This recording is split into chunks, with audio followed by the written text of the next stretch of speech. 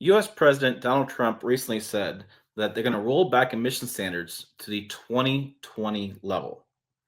This is no surprise to me. I've covered this before, but it's a surprise to a lot of people. I'm seeing news stories and I'm seeing videos from diesel kind of channels, and they're pissed off about this.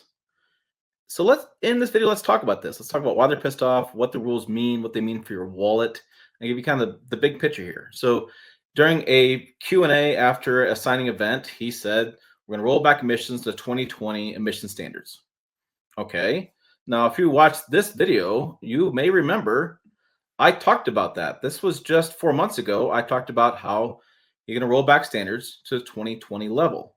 Now, what the 2020 levels? Well, I talked about that as well 4 years ago because I read the cafe rules back then. Now, look how much you age in 4 years. Huh. So I've talked about this stuff, but when the news breaks, people cover it, which is appropriate. That's what he said. And we have a lot of channels that are really pissed off about this. You type in Trump diesel emissions, and you get people like TK's Garage, who's done videos about how emissions equipment's going away. No catalytic converters, no bolt-on EGR systems, no DEF, no DPF, and it's complete garbage. It's not what's happening. Even great channels like Truckmaster, he's a great guy. I could have a beer with him. He actually shows some of the information about the signings, like right here in the video. He actually shows Trump signing, talking about this after the event, how he said we're going to go back to probably just 2020 standards. This guy I have a beer with, great guy. He even said we're not getting away from the emissions equipment because of where we're at in today's world of legality. So what are we talking about? What did this young guy talk about in this video here? This guy talked about this. The safer, which is the safer, affordable, fuel-efficient vehicles rule. This is for model years 2021 through 2026. Okay, so this rule was applying to passenger cars and light trucks. There is some discussion in this rule about diesels, and I'm going to get to some of the details about diesels and why it's not just about CO2. That's the biggest misnomer I see on all these diesel channels. They want to focus on CO2. They want to focus on air quality.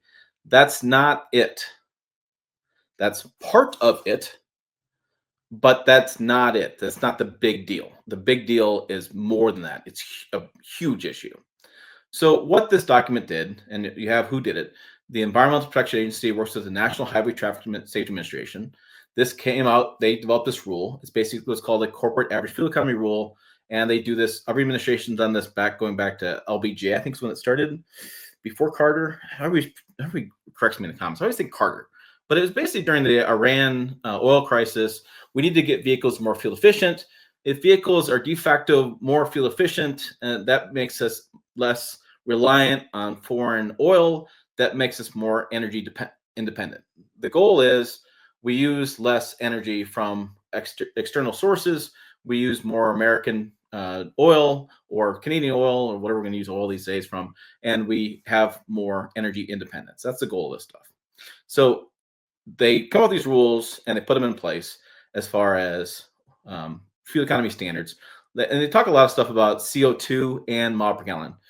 In this document, I don't know if I can find it real quick, the EPA basically says they use CO2 because that's what people can understand. It's a very understandable metric, but it doesn't really do the whole thing. They don't talk about greenhouse gases and that. They don't talk about NOx gases because people don't really understand that. They need one metric people can understand. CO2 is a metric they can understand. So a lot of people will see CO2 on like the sticker at the dealership and see CO2 grams per mile, and they'll see automakers talk about CO2 per mile. They'll see presidents talk about CO2 per mile. For example, Donald Trump's want to go back to 284 grams CO2 per mile for light duty trucks versus Biden was going to go to 170 down to 83 grams per mile was going to be the EV mandate. That stuff's all kind of, it's just noise. What they're looking at is mile per gallon and overall efficiencies and saving consumers money. All of these documents, all the CAFE documents, they have to have a cost benefit analysis built into them. There's got to be a benefit to consumers to pass these laws. And then they have to do certain things. For example, they have to mandate greenhouse gas emissions thanks to the Supreme Court, Massachusetts versus EPA, which I covered in the video about is it legal to leak your trucks, and what's going on with that? So the Supreme Court ruled in favor of Massachusetts. The EPA must enforce greenhouse gas emissions, and because of that, that's part of the Clean Air Act now, and they have the law in place that they have to cover that. It's a law. Clean Air Act is a law, and they have to pass regulations to make that happen. And so that's what they have to do. And they want to have a single national fleet program that talks about the California numbers. But basically what this rule did was it looked at improving fuel economy, the CAFE and CO2 emission standards. Fuel economy and CO2 emissions kind of go together by these final rules by 1.5% from model years 2021 through 2026. So 1.5%, so small improvements. The rules are always in place to improve overall air quality, to improve public health, to make us less dependent on foreign oil, to make us more energy independent. So you have kind of three pillars there. So these rules were in place, 1.5% increase. Okay. Then Biden came in and said for 2027, 2032, we got to do more. We want a 5% improvement in the fuel economy. And that was what led to the EPA doing its the Biden mandate. So break this down. Ignore the CO2 stuff. Trump, 1.5% improvement. Biden, 5% improvement. We go through this period of time. Biden, 5%, 5%, 5%. EV mandate, it fails. People aren't buying EVs. EVs are more expensive. They take longer to charge. They're expensive to repair. It didn't work. Okay, that's what happens. Obama passed laws, the EPA in his rules in 2012. There was problems with that and didn't work. So we make changes. We always make changes. Whoever president is, they come in and make changes, right? So now we're at 1.5% for 5%. Here's the argument. This is the back and forth. Trump says 1.5% improvement improves fuel economy a little bit, but saves you money by not forcing you to buy an EV. That saves you about $2,200 on your new vehicle purchase. Biden said, I'm going to improve your wallet every time you go to the fuel pump. I'm going to make 5% improvements. Yeah, you spend more on the vehicle, but overall lifetime ownership of costs is going to be less every time you go to pump, or if you go to your house and plug in your EV, it's stupid cheap. So that's the two arguments going back and forth. Okay, so that's what's going on. Roll back 2020. The problem with rolling things back is that the ship has already sailed in many cases. So the 2027 standards, which is what they want to roll back, those engines are already being shipped out today. Things are already in place. So like gasoline particulate filters, which is part of the 2027 mandate, that's already on certain engines, gas engines these days. Like the Ford Maverick already has one. The Toyota Tundra 3.5 liter V6 already has the place for it. Globally, they have the particulate filters built into them. So I'm sorry. I know that's going to piss you off. You're going to tell me in the comments, I'm this guy, that guy, whatever. I get it. I appreciate that doesn't match your worldviews, but that's already happening. So what happened was when Trump did the standard before, automakers had already done those changes. And so they weren't really working about that. Now, automakers always tell you that they want emission standards to mirror what customers are buying. It makes sense. You're running a business. Now, diesel guys are really upset because they want the EPA to basically go away because they have to. The EPA has to go away to meet their needs. They want to go back to 2004 levels and get rid of all the emissions equipment completely, because emissions equipment is known to be unreliable, as it's got a bad reputation. And I'll have a little video for you that kind of explains what's going on with that. But so what is going on with diesels, and why are diesels a little bit special? Well, the reason why diesels are a little bit special versus other engines is because of their exhaust. And the exhaust is a big issue because of lung cancer. It's a disease. It's bad stuff.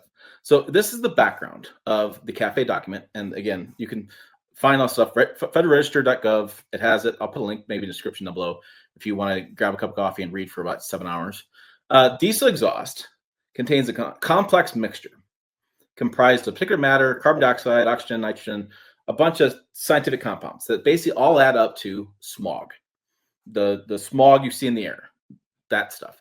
The stuff that you see in the news that says, hey, it's a bad ozone, or not ozone day, we used to say ozone. Ozone's thankfully fixed. It's a bad air quality day If you have a respiratory issue, if you have a lung issue, don't go outside. Why? Smog causes lung cancer. And I'm going to explain why. The particulate matter is present in most fine particles. A significant fraction of these ultrafine particles. These ultrafine particles you can't see so well, but they're highly respirable, highly breathable. You can breathe them quite easily. And so it varies by compound, depending whether they're idling or not idling. That's why there's no idling laws in certain states. There's different laws for different operating conditions, different laws for fuel types. You have on-road fuel, off-road fuel, because different types as far as emissions, a lot of different rules in this.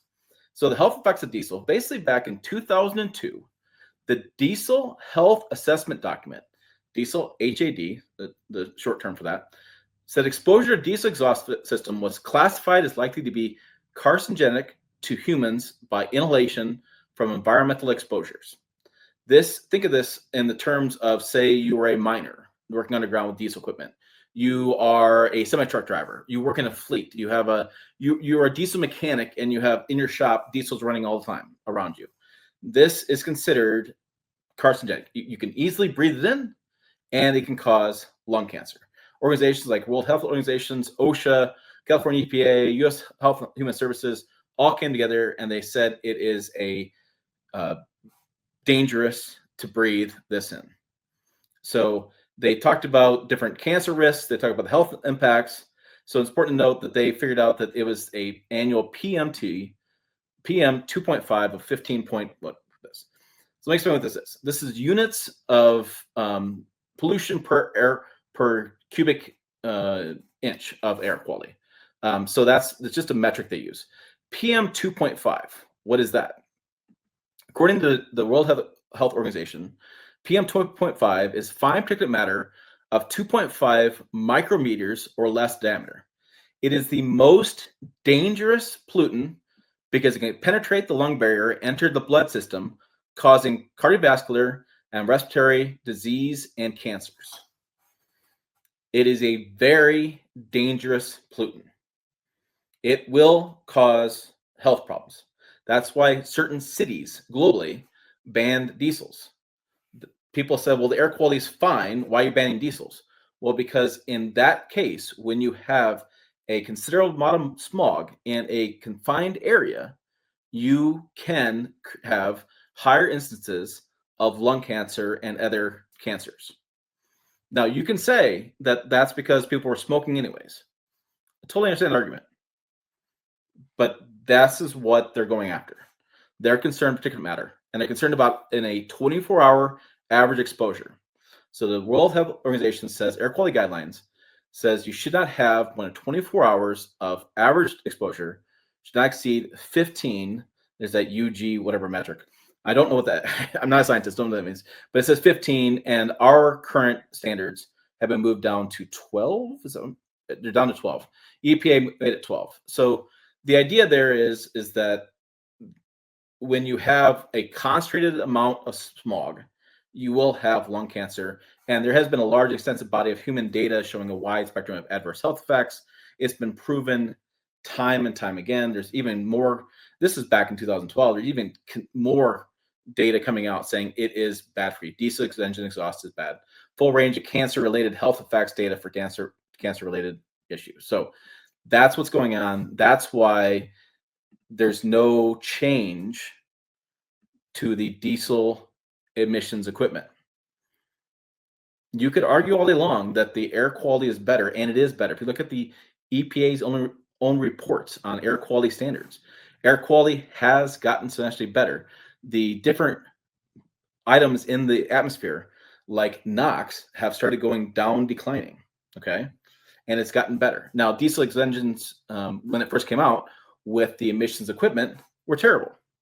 Let me show you a quick snippet of an interview I had with a longtime Ford diesel engineer. No, and when I've talked to guys about this in the past, they've said that, the older diesels, you always hear these comments on my channel, the older diesels, they were more powerful, they got better fuel economy. The newer diesels, the emissions have just made them terrible now. Like they don't have that much power and output and fuel economy. Do you think that was true maybe when the transition happened in 06, 07 to some changes through like 10 and 13? Or Yeah. is that not true? Yeah, I would say it's a little bit of both. It depends on the application and it depends on the period of time. Every manufacturer went through some learning curves of adopting soot filters, adopting high pressure common rail, sorting out how the fuel system needed to work with the after treatment, sorting out their urea SCR systems or DEF systems for oxide of nitrogen control. Okay, there you go. So what do you need to know? The rolling back the standards to 2020 basically just going to mean it's going to cost you. It may cost you less to buy the vehicle depending on where the automaker is and meeting the 2027 standards. If they've already met the 2027 standards, there's probably going to be no change to vehicle price. And you probably will save more money at the pump because things are getting more efficient. Engines overall getting more efficient. Go get a new sedan. I was just a new Camry the other day. I know this is a truck channel, but I got like 40 miles per gallon. Like, it's just crazy the way that the cars are. And even trucks these days are getting much better fuel economy as long as you keep your foot out of them, which I struggle with that quite a bit. But things are getting a lot better as far as fuel economy. There is no change going back to 2004. There won't be a removal of the emissions equipment. Sorry, the other channels, all due respect, that's a little BS. We're not going back to those standards. It's not happening because of the health impacts and Supreme Court rulings that have forced the EPA to enforce portions of the Clean Air Act law. So by law, the EPA does this stuff. So if you want to go back to 2004, you want to go back to 1990, you want to go back all the way back in time, 1970. If you want to go back to 1970, the final solution is you need to have Congress dissolve the EPA. That's the only way we're going back. And according to the president, Donald Trump, in his other statements, that's not going to happen. He is not supporting that. So he will probably veto that. So I'm sorry to disappoint you. You're going to be pissed off at me. You're going to call me all the different names in the comments. I get it. I'm not matching your worldviews or where you want things to go. But that's where we are today. Now, I've said many times in different videos and things, if the diesel exhaust emissions equipment was reliable and had a reputation for being reliable, I'm not sure it'd be that big of an issue. If turbocharged engines had a better reputation as being reliable, I don't think we'd be there. And I think that people have this thought that the older engines are more reliable. I'm not going to argue that anymore at all because there's no change in those facts. But I'm going to tell you that when new V8s come out, like for example, the 5.7 Ram is going to come back out with a Hemi, that's not going to be, it's not going to not have cylinder deactivation. It had it. It was early on. They were one of the early adopters. It's going to have cylinder deactivation. It's going to be a mild hybrid. That's what they're going to come back with that engine because they have to meet the CO2 requirements, to meet the law of the land. So that's what's going on. I just want to be clear. The law of the land. Okay. I'm going to go duck now and hide from all the comments. That's what's going to happen. For more on this channel, make check videos up over here. Website down below is pickuptrucktalk.com. As always, thanks for watching. I will see you down the road.